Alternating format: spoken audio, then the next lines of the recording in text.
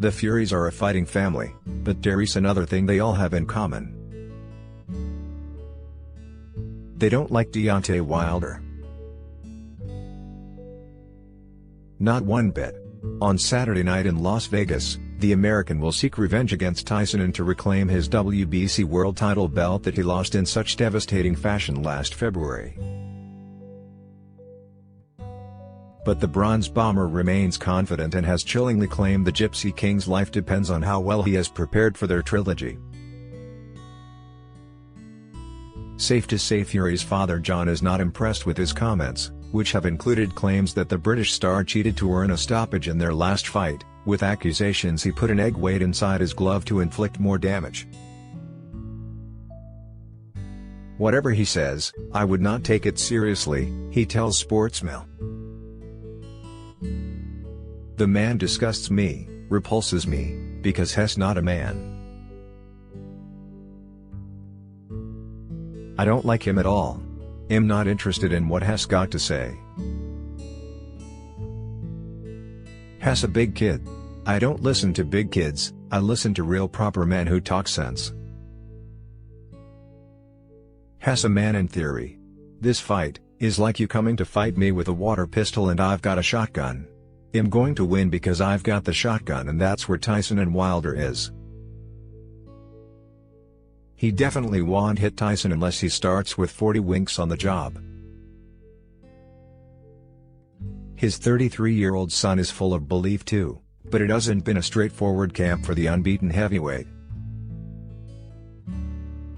This fight was supposed to take place on July 24 before it was postponed after Fury tested positive for COVID-19, and just a month later his newborn baby Athena was taken into intensive care with breathing difficulties.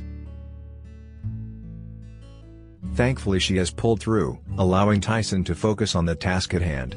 But despite the string of complications, Fury Sr., who exchanged verbal blows with Wilder before Fury's first fight with him in 2018, believes he has enjoyed his best camp to date and thinks fans will see an explosive victory. Nothing has affected Tyson, he added. He takes things in his stride. He got COVID and has dealt with it. His daughter was ill, has dealt with that. Now the light switch has turned on to a fighting monster who is trained to retain his belt in an explosive fashion. I have no doubt in my mind he will put on a spectacular show on Saturday. It's going to be the best Hess ever fought. Hess had the best camp Hess ever had. Hess knuckled down, Hess done everything right, I can't see a problem. Indeed, if this turns out anything like last time it won't be a pretty sight for Wilder. The fight was stopped inside 7 rounds after a dominant display from Fury forced the American's trainer Mark Breland to throw in a towel. The Bronze Bomber, a proud fighting man, reacted with anger at the decision and has since sacked Breland, insisting he would have carried on. But Fury Sr. feels the heavyweight owes Breland an apology after saving his life because Tyson was going for the kill. Sometimes, I fear for the other opponent, he added.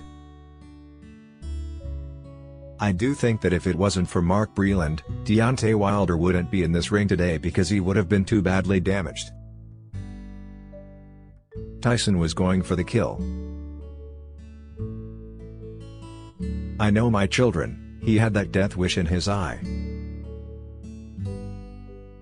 He wanted to out him proper and Mark Breland saved his life. He should say to Mark Breland, I apologize Mark, thank you for saving my life against that fighting monster.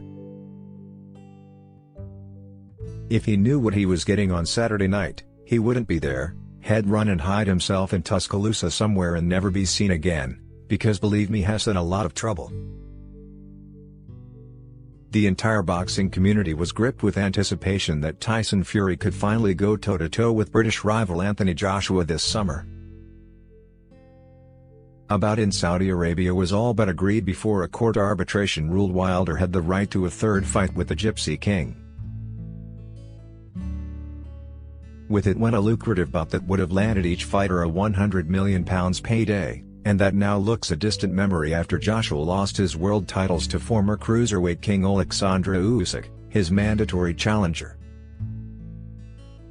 Joshua labeled Tyson a fraud for failing to secure the highly anticipated contest and slamming his team for not dealing with Wilder's challenge earlier, but John defended his son and claimed there was skullduggery at play. He even suggested there would be a stacked deck when Fury comes up against Wilder in Las Vegas. There was no mention of it until the 11th hour, he continued. The minute Eddie Hearn said it was going to be in Saudi in August, the judge brought Wilder back into play, and I've always thought from that moment, skullduggery. We're used to that kind of thing. We know when we go to America on Saturday night, we're going to get a stacked deck. We're prepared to deal with a stacked deck. We've trained for a stacked deck. We know you've got to knock him out to get a draw. There's skullduggery involved because the AJ fight was on, and I can't get my head around why they wanted a lesser fight than the biggest fight in boxing history, and now the horse has bolted. It's all political garbage. But we can come through all this because we're trained to come from behind and win and move every goalpost that needs to be moved and still come out the winners.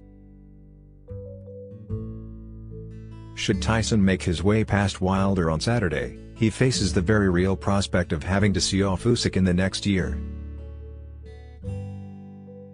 Joshua will go up against the Ukrainian for a second time in February for a shot at redemption, but after being outclassed at the Tottenham Hotspur Stadium last month, he is not being given much of a chance.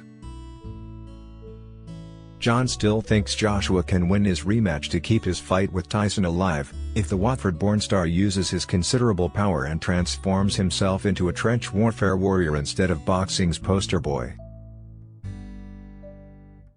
Absolutely, he can win, if he makes the right adjustments in and out of the ring, gets his mental state right, believes in himself 100%, uses his size and his power, Fury Sr. said.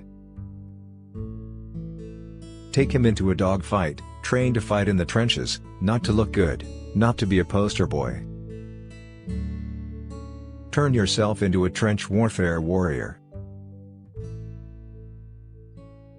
Unless Hess prepared to do that, retire tomorrow because he'll be in the same situation because all the other guys are too good for him in ability. On last weekend's performance, Tyson would have stopped him in 3 rounds, smashed him to pieces. He'd have done a lot better job than Usyk because Hess bigger and more powerful, and his will to win is the same as Usyk's. So, how would Tyson take on the colossal challenge of beating the skilled fighter that is Usyk should they get in the ring? Tyson is a fighting machine, Hess got a million ways to fight.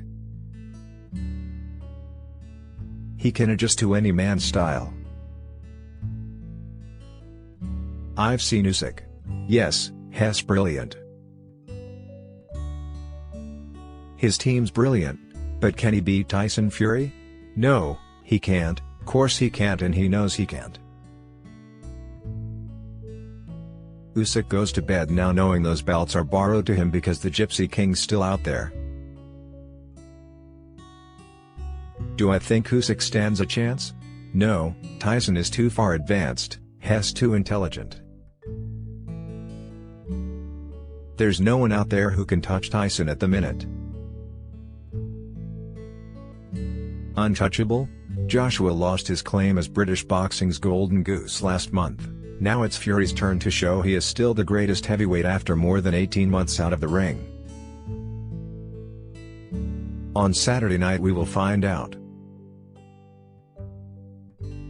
BT Sport Box Office will show Fury v Wilder, the trilogy exclusively live in the UK on Saturday 9th October.